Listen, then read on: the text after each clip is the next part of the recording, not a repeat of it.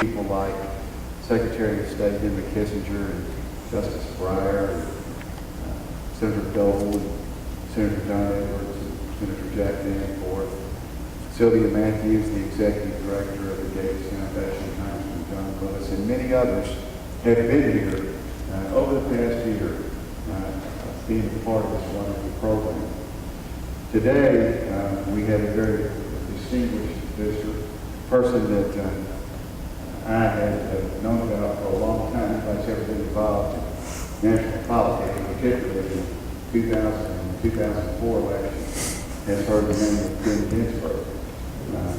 Certainly one of the strongest professionals in the business. This fall, I was visiting the Institute of Politics at Kennedy School in Harvard, and I walked by, and on the door there was a name that said Benjamin Ginsberg in the office, and I thought, I'm going in to meet that man. So I walked in and we started talking, and particularly started talking about the Bush Presidential Library. As many of you all know, while this very partisan route into the presidency, it's a very nonpartisan route in the presidential library system, and all the libraries work together. So we began talking about the presidential library system, and I said, Ben, would you come speak to the Clinton students? And he said, sure, just invite me.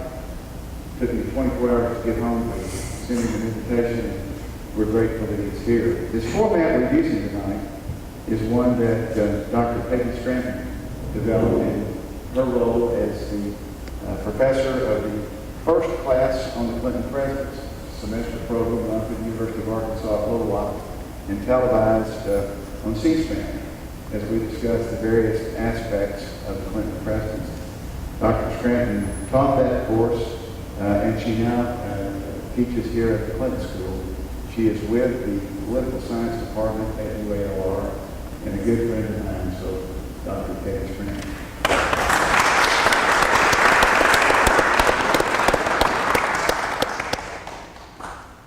Welcome, everyone.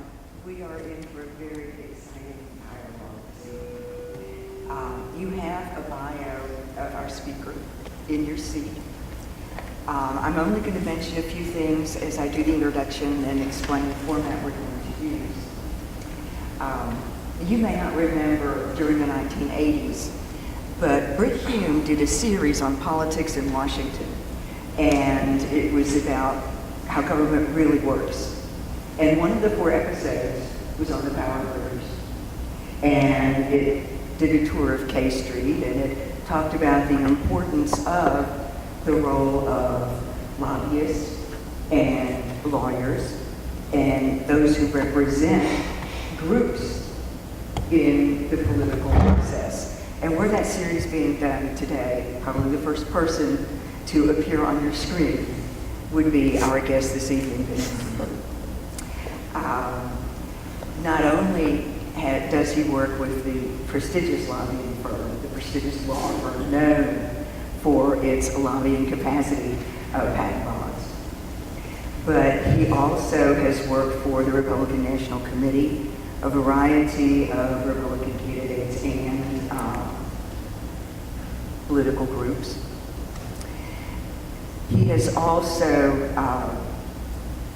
had the opportunity in these very interesting political times to witness some of the central moments of our life as a democracy in the 2000 election in particular. So you can read about his law career and his political background. Our format in your sheet, but do that later. Turn your attention now to what he can tell us and the insights he can give us about how politics really works. So our format will be for a student here at the Clinton School, Erica Lawler, to do a brief interview, and then we will open the floor for questions and your comments. So we'll begin with a bit of a dialogue. Dr. Scranton, I'm going to take that back. Sorry. Thank you.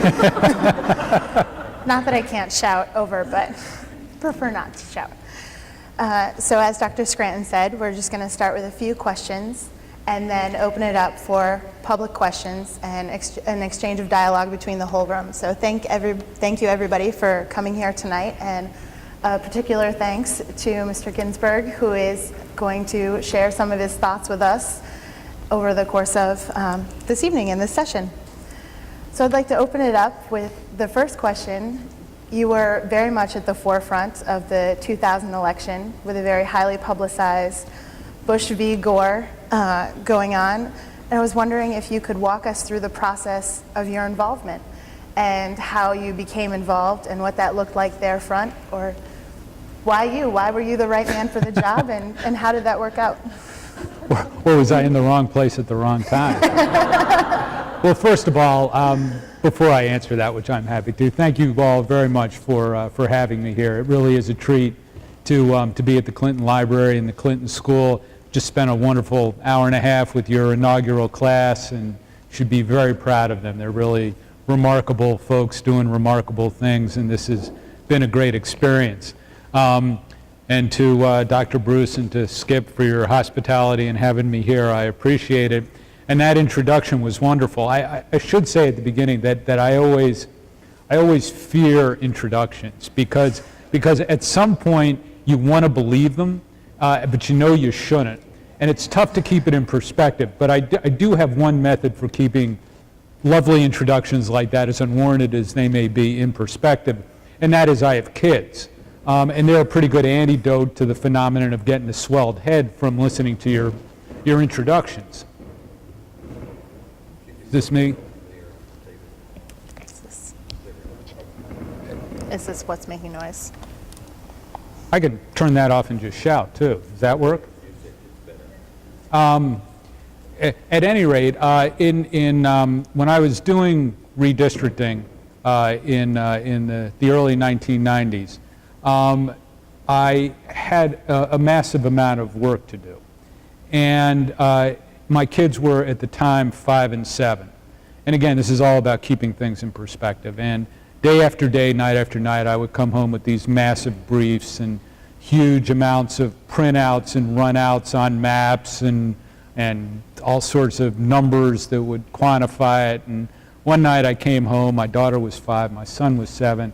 I threw the whole mass on the kitchen table, and my kids sort of came up to me and go, "Daddy, why do you bring all this work home when you come home? Why do you bring it home?" And I go, "Well, I mean, I have a lot to do. I want to see you guys before you go to bed. I just can't get everything I need to do done during the day. I just can't get it all done." And they nodded with the wisdom of a 5-year-old and a 7-year-old and walked away. And the next minute I hear my daughter, my 5-year-old daughter, the apple of my eye, the love of my life, say to my wife, "You know, Mommy, if Daddy can't get his work done during the day, maybe they can just put him in a slower group."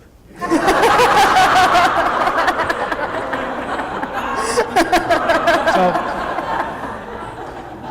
Dr. Scranton, whenever I get a wonderful introduction like that, and I would have believed it, I think of that. So thank you. Well, with that in mind, I told that group to a bunch of state legislators once, and honestly, they didn't get it. So I don't know what that tells us either. The Florida 2000 experience was truly one of those things you never think is going to happen.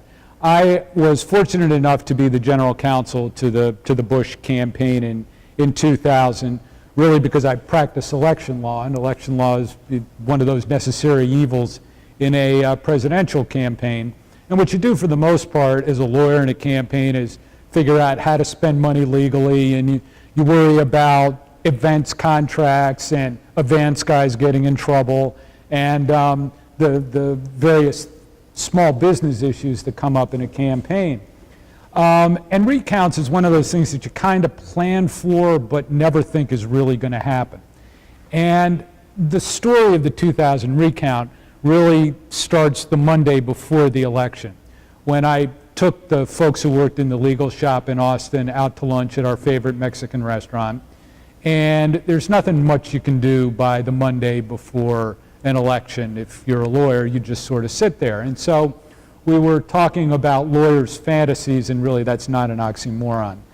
But we were talking about lawyers' fantasies, and fantasy number one was, God, wouldn't it be amazing if you were walking up the steps of the Supreme Court, and the case that was about to be argued was going to determine whether your candidate was the president. We all got a good chuckle out of that. And then somebody said, well, what about a recount? And I said, I've been doing recounts on the House and Senate level since 1982. They happen, you can't predict when a recount's going to take place. There will never, ever in our lifetime be a presidential recount. And I get reminded of that every time I see these people. But that was how remote a chance I honestly thought it was that there would ever be a presidential recount. So Election Day, as I'm sure some of you know, is just an awful day, because by then there really is nothing you can do. You answer random questions about how they're stealing the election someplace or other, and you sort of work through those, and things go on. And at the Bush campaign, we were kind of passing time, just walking down to where the ceremony was going to be that night, the victory party, of course. And it was in front of the state capitol in Texas, which is a beautiful building, and there was dramatic backlighting, and the media was there in droves. There was literally an 8-story high press platform with cameras, and I was up there doing interviews at like 7 o'clock when the results started coming in. We went back to the headquarters and listened to the results, and about 8:30, the word came in that Florida had gone for Al Gore. That was not a happy moment. And people sort of retreated to offices and got mighty glum. But Karl Rove, to his credit, started looking at the statistics and saw that something was not quite right in the exit polls and how they were being done. And so he started talking to the networks. And about 10:30, they withdrew the call, and that was a moment of great adrenaline in the campaign. People came back out of their offices and talked, and then the results started coming in. And I'm sure everyone has his or her own memories of election night. Mine is Tim Russert with that damn white board he had with a bunch of states on it, erasing them on and off all night. And finally, about 1:30 in the morning, it was down to Florida. And nobody knew what was going to happen. This was nail-biting. We thought we were going to win this easily. What's going on here? And finally, the networks called it for then Governor Bush. That was a moment of great jubilation, a lot of hugs, a lot of high fives. Everyone went filing out of the campaign headquarters down to the state capitol, about a 10-block walk on Congress Street. It was a miserable night. It was 40 degrees. It was misting out. But we just won the presidential election. It was one of the best hour and a halves of our lives. And we're standing there in front of the dramatically lit state capitol. There are big jumbotrons, CNN's playing on the jumbotrons. We're standing out there all happy and celebrating. And we're standing, and we're standing, and we're standing. And all of a sudden on the big jumbo screens, Candy Crowley fills them up and starts yelling, "Pass me a mic, pass me a mic." Al Gore's withdrawn his concession. And that was one of those, oh my God, moments. And at that point, the cell phones started going off, and everybody filed back down Congress Street to the headquarters to spend the next 3 hours biting our nails and trying to figure out what was going on. And the margins in Florida kept getting tighter and tighter. And finally, about 3:30 in the morning, Don Evans, who was the campaign chairman and later the Secretary of Commerce, came by my desk and said, "Well, I guess there's going to be a recount. You better get going." And that was the real sort of moment of truth, and when the recount started. And we got people on planes. Political people are just great at scrambling in emergencies. And we got planes in the air by 5:30. We sent folks into all parts of Florida. I got on a plane at 10:30 in the morning and did sort of a flying seminar to people we dropped in Tampa and Orlando and Daytona, and then got up to Tallahassee that evening. And during that time, James A. Baker III, really a remarkable remarkable man and an incredible combination of policy and politics and just plain smarts and knowing how to get something done, came in as the chairman of the recount committee, and we started organizing. And so the manners of setting up, how you set up a recount that nobody ever planned for in 64 different counties was kind of the stuff that we were making up as we went along, literally. James Baker is a great organizationalist. He knows how to put something together. And in pretty short order, we had depth charts and management charts on how to do all of this. And basically, it entailed having lawyers to do federal work, lawyers to do state work, a political operation to take care of the polling places in all 64 counties, a communication shop, which became more and more important because, as both sides recognized, you have to establish the legitimacy of your candidate in that process. And then people in the field to man and woman everything that was going on. And so really by dint of the fact that I was sort of the warmest body with the title of general counsel nearby, I got to stay involved in the recount. More stories to follow, maybe.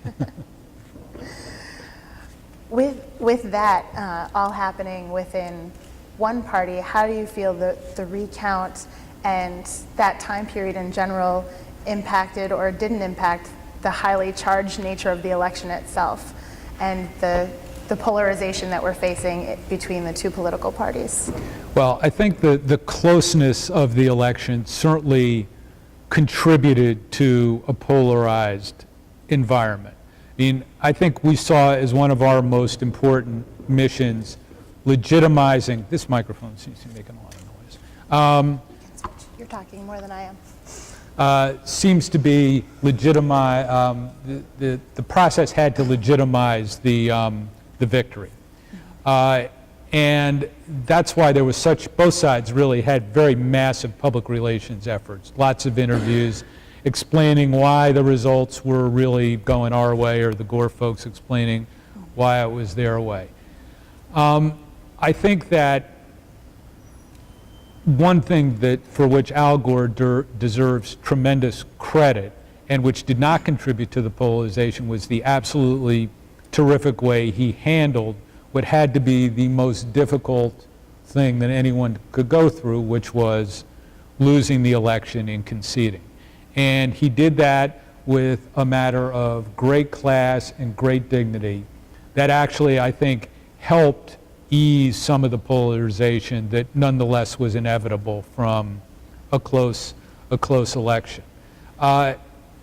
You know, history is interesting. We went back and looked at the John Adams recount in 1800, and we looked at the Hayes-Tilden account in 1876.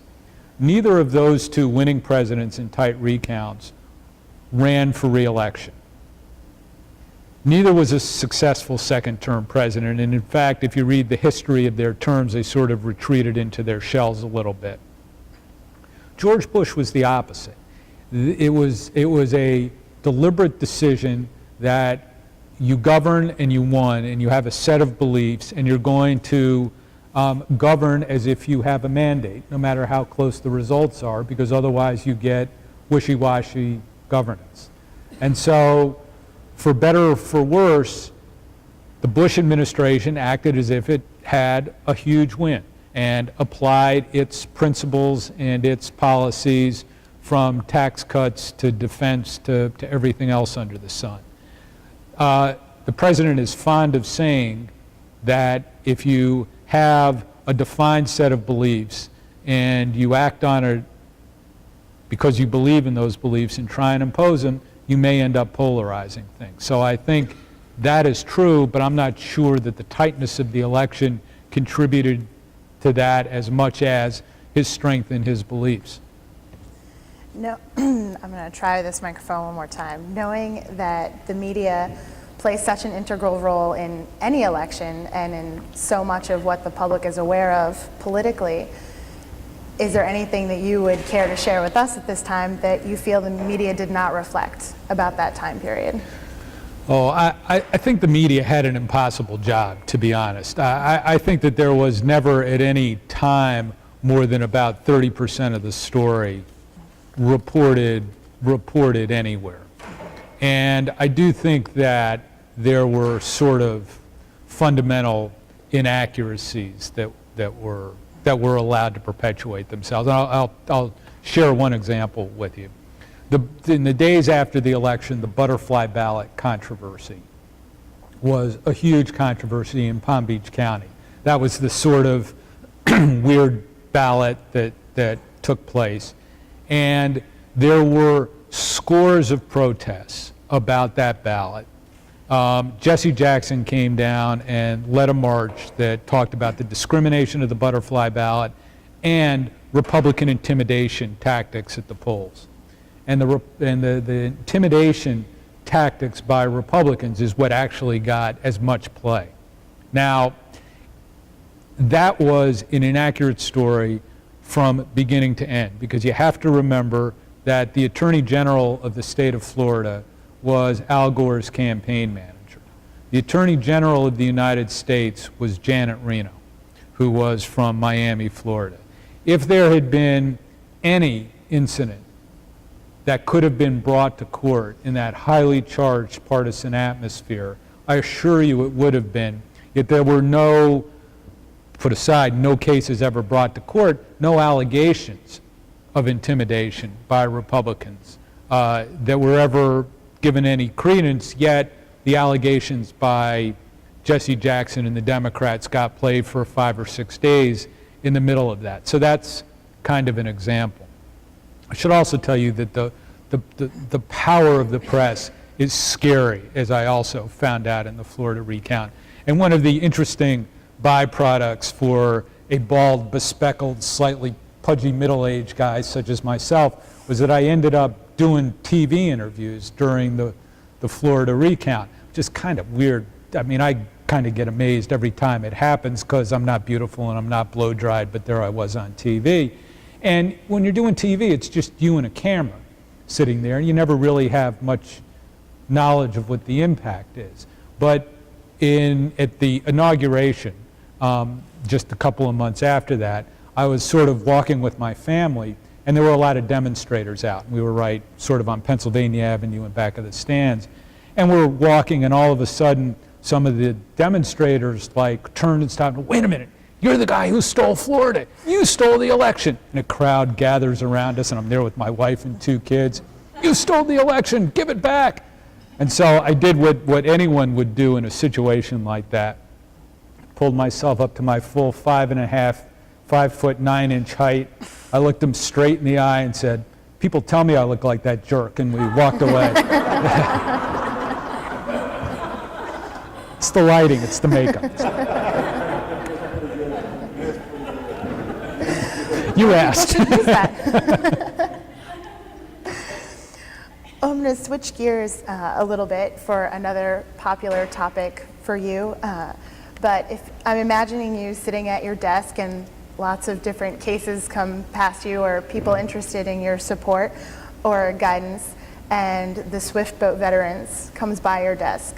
For your involvement in something like that, what factors into your decision to represent or work with a certain cause or group of people? And you can use that as an example and or others.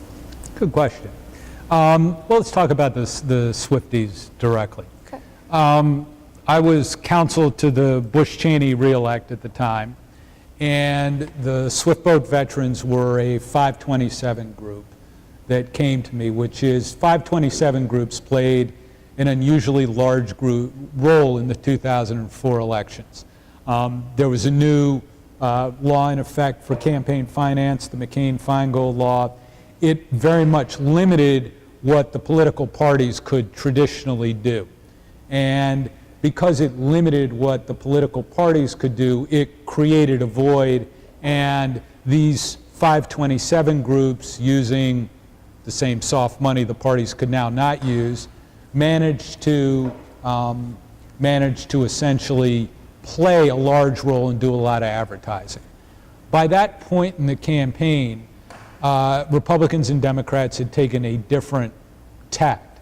Republicans had a president and an ability to raise a lot of money, so there were no Republican 527 groups to speak of before May of the election year.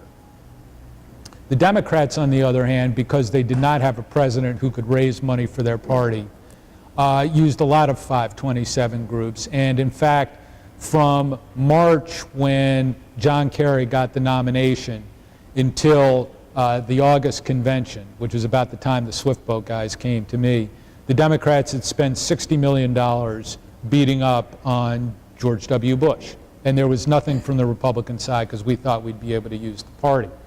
We actually tried to shut down the 527 groups in May, filed complaints and rulemakings with the Federal Election Commission that was completely feckless and did nothing.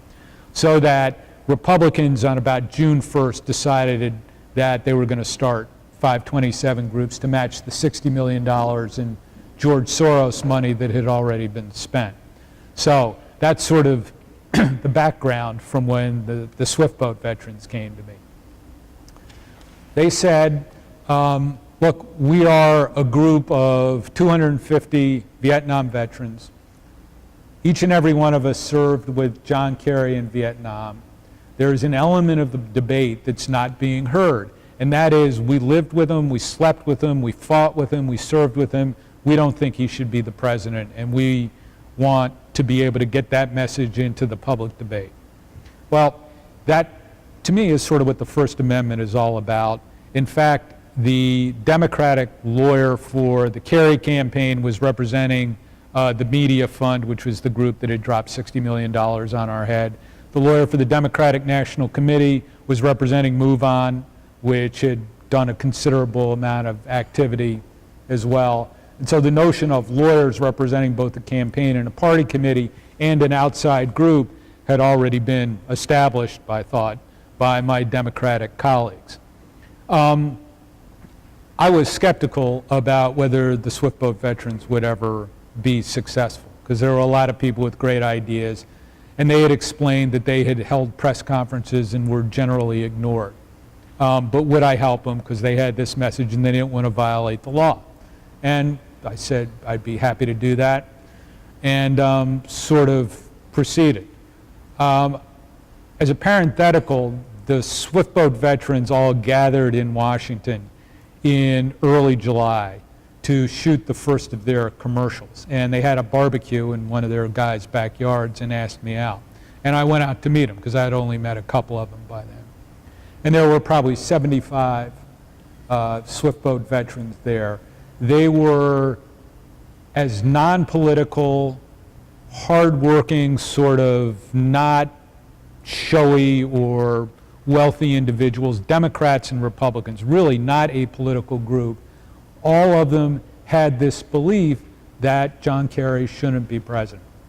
And it was an honor to work for him after I met him. I was sort of on the cusp about how involved I'd get until I met them all. And after meeting them and talking to them and hearing their stories and seeing that what their approach was, I was really pretty committed to helping them out. There are certainly groups that would come before me that I would not help and haven't helped. But that wasn't one of them. What would be the deciding factors for groups that you would not choose to work with?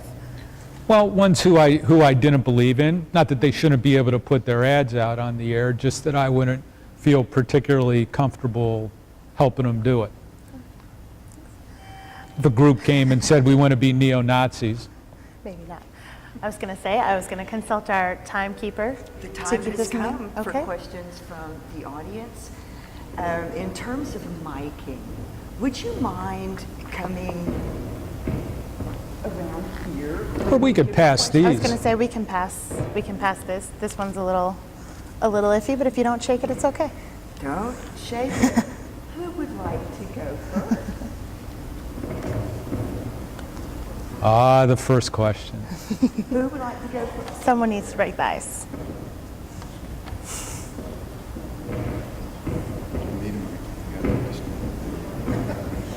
Do you think people can be heard? Yeah, So- just turn it off. Yeah. Hello. You're done, Greg. In the New Time magazine, there's a book excerpt from Joe Klein's new book, Politics Lost. Actually, I think Mr. Klein's going to be here next week to speak to us and the students. He kind of talks about how political consultants in modern day politics is destroying grand ideas and great political rhetoric. And what comes to mind was President Kennedy just off the cuff starting the Peace Corps 2 in the morning in Michigan. What is your ideas about this? I mean, you're in the middle of it. Do you think that these political, do you agree with this? Or do you disagree, and why? That is my question. I read the excerpt in Time. I haven't read the book, so I'm not sure I can give full faith and credit to what his point of view is. Look, I think it is complicated to run for office these days, and I think that once we have a system, which we do, where things get telescoped into 30-second ads, and where there is polling, that people get tempted to rely on that, and I think some candidates do, and I think some candidates don't. To me, people are smart enough to figure that out and to filter that in. And I think it is not, my experience is that the voters have a really fine-tuned ability to pick out and reject the prepackaged candidates and to go with the more genuine candidates. So yes, I think that he gives some examples at least in the excerpt, of people running for office who were so scripted that they couldn't do what obviously would have been a much smarter thing to do. And I'm sure that exists, and I think it is misplaced to blame the consultants as opposed to like the guys and gals who you're voting for who are running for office. I mean, it's not the consultants' fault, it's the people who are running for office's fault. I'll add the parenthetical that I was a reporter for 5 years. I love reporters. I love spending time with them. I think they're wonderful people. I think there are a huge number of them who think, often with reason, that they're just as smart, if not smarter, than the political consultants, and they all wished in some level that they were the people who were being political consultants instead of reporting about it. And I think that sometimes works its way into some of the theories like Joe's talking about. But Joe's one of the really fine reporters who spends a lot of time doing it, gets involved with campaigns and candidates, and I'll be interested in reading the full description, and I'll be interested in you guys asking him about his theories. I mean, I hope you get to read the book and really question him on it. Go ahead and take the questions yourself. Okay. My question is, would you give your analysis at this stage of the 2006 elections and your thoughts looking at 2008? I'd be happy to. I'm sorry? The question was, would I look ahead to the 2006 and 2008 elections? Since this is more or less off the record, I can now tell you what the secret Republican strategy is for 2006. I can reveal that.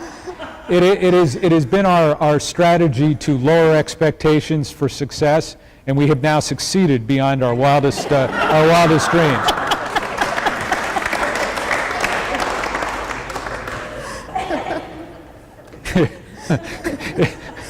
At any rate, here's the way I see 2006. I think that there are 3 Republican senators who are in very deep trouble, but it takes 5 to tie and 6 to win. And I think the process of drawing the fence around the 2 who are on the cusp has started and will ultimately be successful, and the overall atmosphere cannot be as bad now as it is in 6 months, we all hope. On the House side, there are a lot of comparisons being drawn to 1994, which is when Republicans took over the majority in the House, and 2006.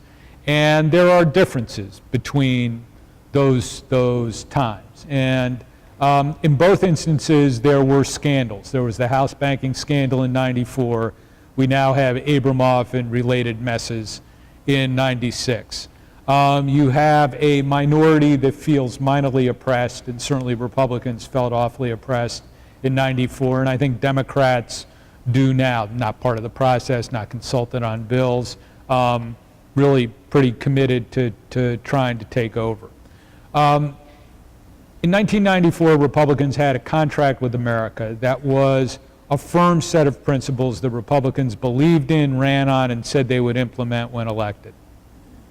Thus far, the Democrats have not come close to setting out a blueprint by which they'll take over, and you could hear a collective sigh of relief from Republicans in your nation's capital last week when the Democrats trotted out their national security plan, which is supposed to be part of their ultimate document, because it was absolute contradictory gibberish. And so we were thankful for that. Republicans had a dynamic leader in 1994 in Newt Gingrich. I'm not sure Nancy Pelosi and Harry Reid are in that category, but time will tell. And to be fair about the contract, Republicans unfurled that in September, and the Democrats have some time to work on that. In my mind, the big difference in the House was the redistricting in 1990 created a huge number of opportunities that were lost in the 1992 election. It just didn't happen because the top of the ticket didn't run well. 1994 was a midterm election. A Democrat was in the White House, obviously. That's a good time for pickup. And we were able to pick up all those newly redrawn seats. That does not exist for the Democrats in 2006. The districts are the districts. We did a pretty good job of gerrymandering them. There's a front page article in the Washington Post today about how hard it is to find the 15 seats that the Democrats need to take over in 2006, and I think it is a stretch. So I think Republicans hang on. 2008 will just be a joyful exercise for everyone on both sides. It's a little bit of a role reversal election. Usually, Republicans have a front runner, and because we are basically conservative, the front runner always wins. And Democrats have a much more yeasty and lively nomination process with a lot of candidates, none of whom really looks presidential until they become the nominee, and then, you know, they do fine in the general. It's reversed this time. The Republican frontrunner is John McCain, by any account, who has made his reputation as being a maverick, who now is taking a number of steps to be mainstream and looks physically uncomfortable at having to be a mainstream guy instead of a maverick. And he doesn't have the allegiances of the party grassroots that a Bob Dole had in '96 or George Bush had in either '92 or 2000.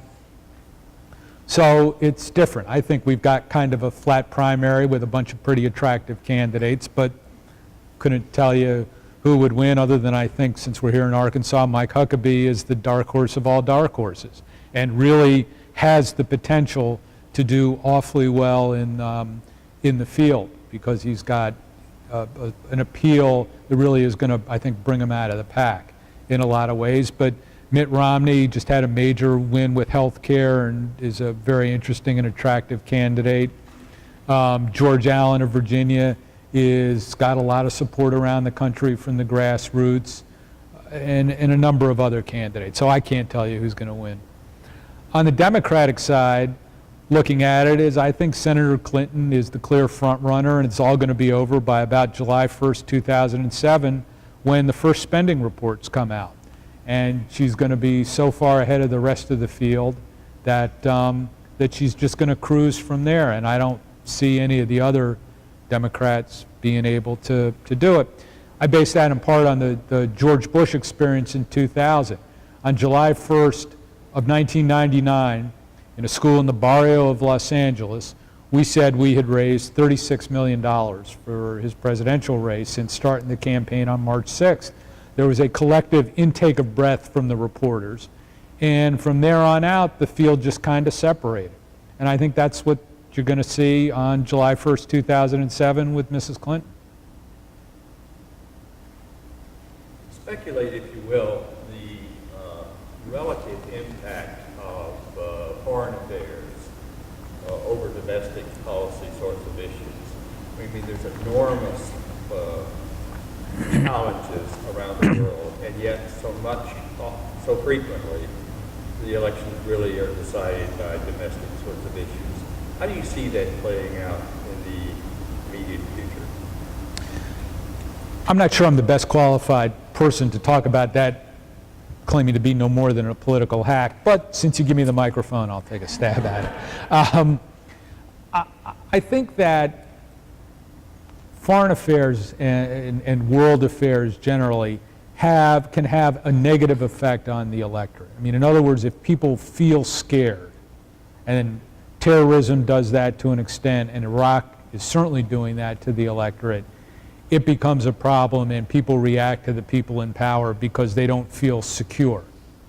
Which is why if Rudy Giuliani wins, he may win as the Uber daddy. And that's his strength, the reason he would run. On the other hand, what people seem to care about the most is what affects them in their day-to-day lives, which is more often education or the economy, gas prices, what their local communities are like. And so I think foreign affairs, despite all the major issues that we're dealing with in that arena these days, really only comes into play in elections if it is affecting people in their lives, and that usually is sort of a fear factor. That answers the question.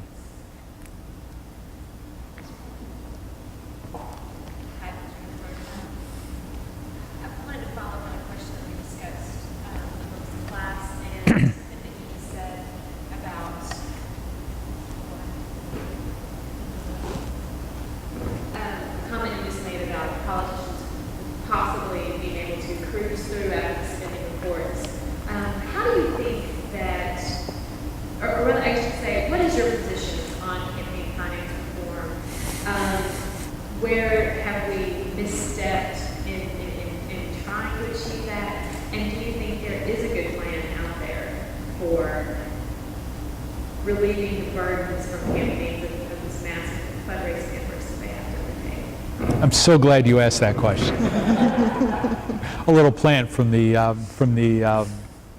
conversation I had with the students that got cut short.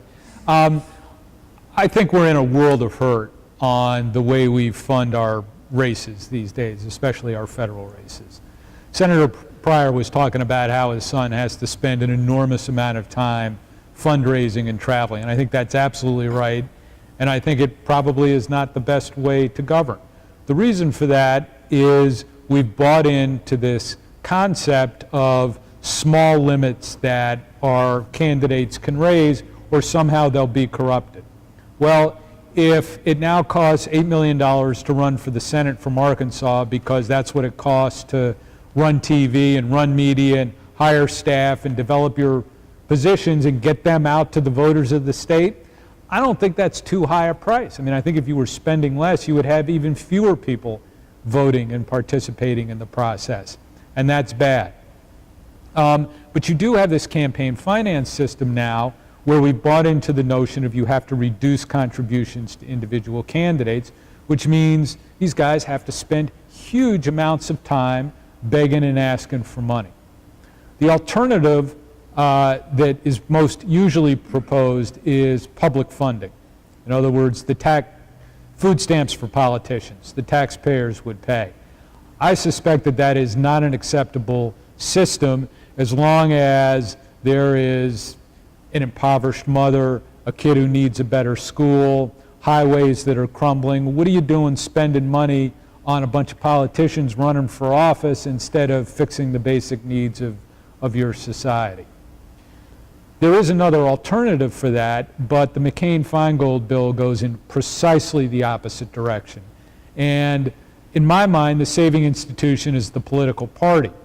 McCain-Feingold basically guts the political parties and creates three huge voids, which is money for the individual candidates, the parties have less of that, mobilizing voters, get out the vote activities, the parties have less money for that. In 2004, the Democrats outsourced it to 527 groups to do almost entirely through Americans Coming Together.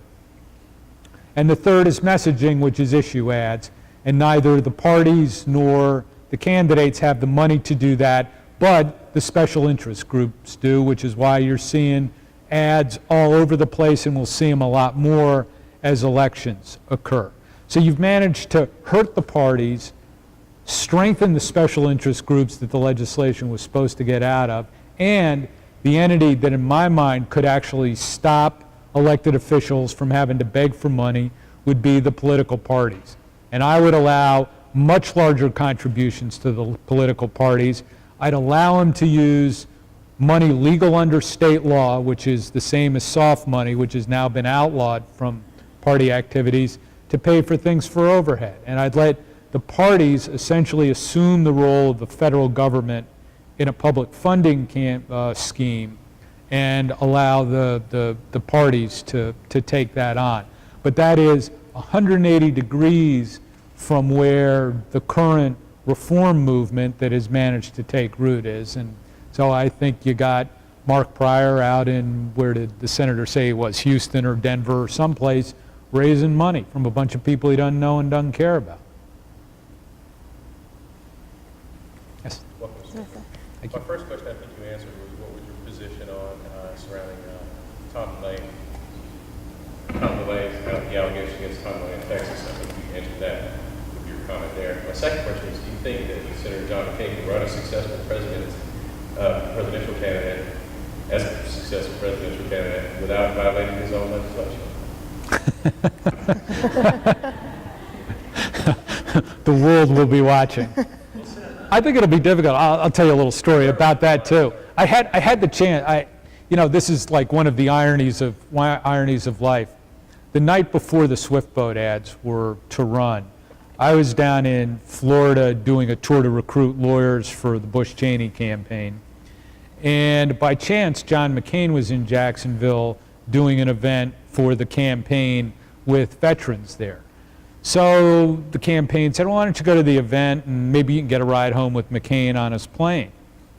And so John McCain's not going to want to ride with me for 3 hours, but he was incredibly gracious and said, sure. So I meet him at the Bush-Cheney event, and it's a small private event with the high rollers, about 15 of them. And somebody says to him, Senator, I just got this email with this Swift Boat Veterans for Truth ad about John Kerry's military service, and it says he doesn't deserve his medals. McCain goes, God damn it, pounds on the table.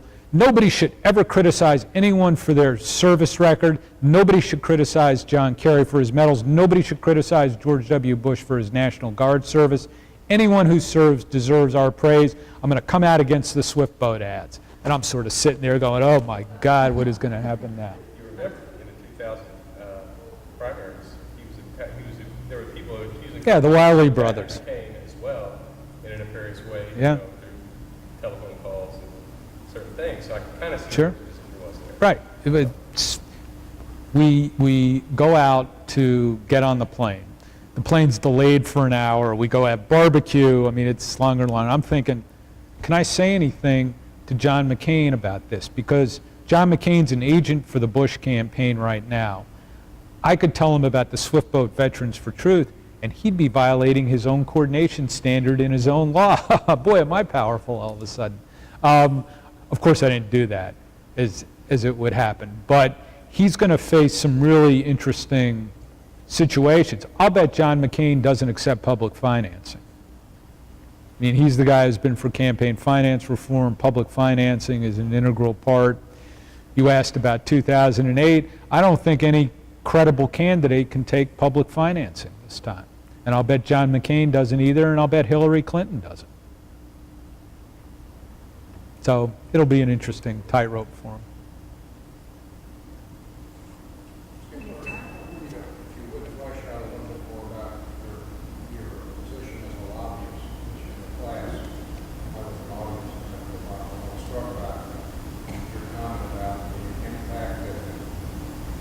Constituents calling their congressman and senator, how what a powerful thing that is as compared to you as a lobbyist who may be working with a staff person with their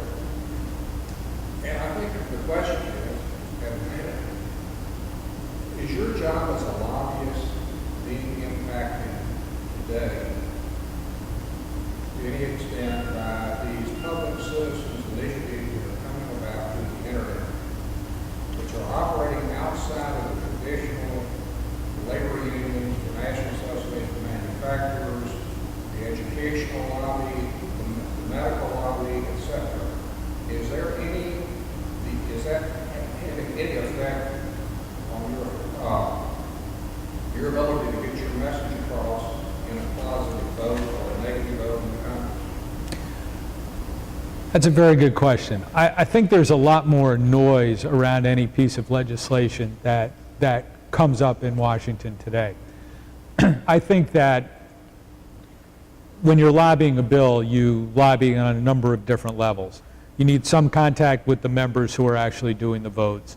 You need to spend a lot of time with the staffs educating them about positions. And good staff, by the way, will talk to all the lobbyists involved with the bill all across the ideological spectrum, because in order to make a really informed decision on a vote, a responsible staffer will tell a responsible member all the different permutations of the issue. What we always find really helpful is for constituents who know the members and the staff to be able to talk to the members and the staff about why it's important to them as constituents. And that's one of really the most important things you can do in lobbying. Now, your question goes to the outside organized groups who, in very large volume, are sending email messages and calling switchboards in offices.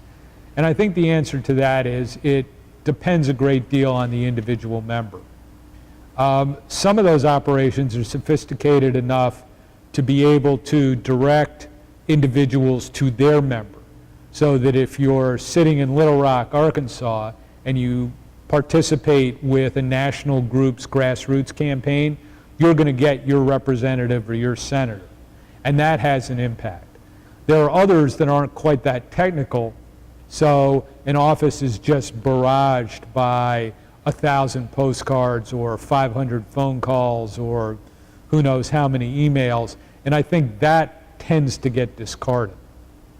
So it really depends on the quality of the contact and who it's from more than the sheer quantity.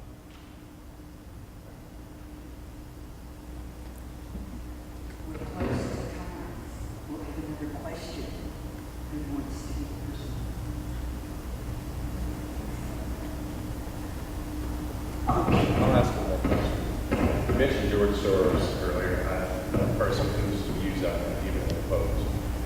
He has made suggestions about taking payment for oil in euros, which position on that, and how do you put that into impact? Taking oil in euros? Instead of $100, he wants to call for euro to be payment for oil instead of having to buy dollars first. I could claim 100% ignorance of the issue. Yeah. He's made that comment several times. Yeah, It blows me away. he must have a quantity of euros somewhere. Anyone else? Okay.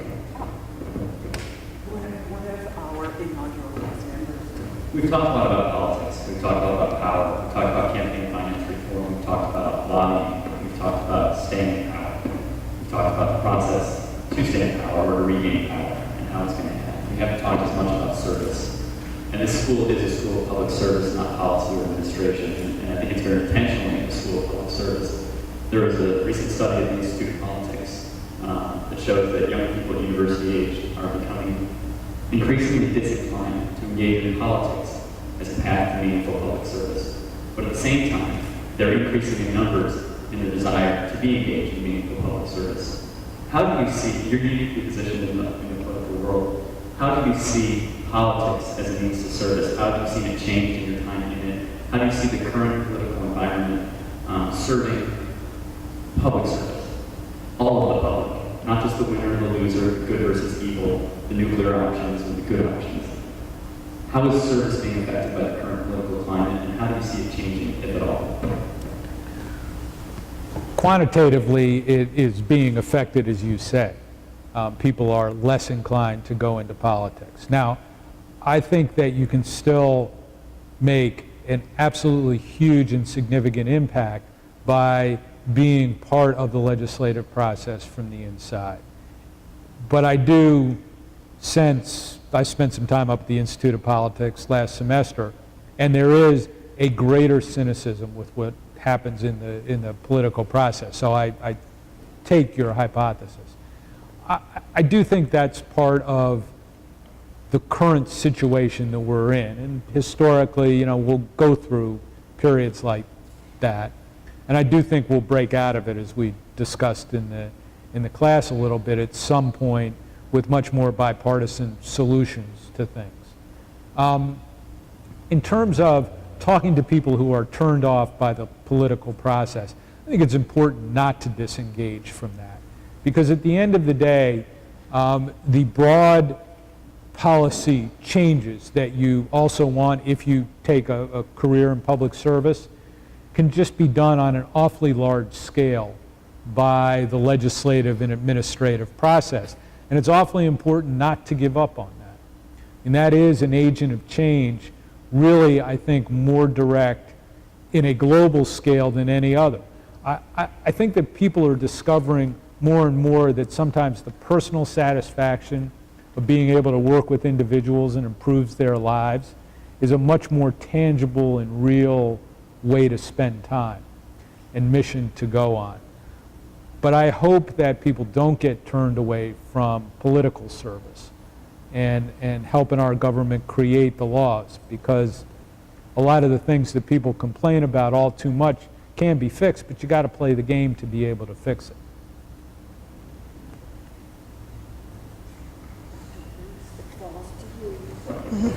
Let me just say thank you again to all of you for attending, and especially I want to thank Ginsberg, Erica, and you, Professor Spring, for helping us kind of have this special session.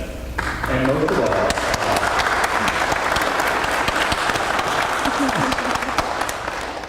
let me also ask that those of you who are here, who've never been here before, come and join us, because we have a series of these kinds of sessions periodically when we have important guests, such as Mr. Ginsberg coming in. We have a real treat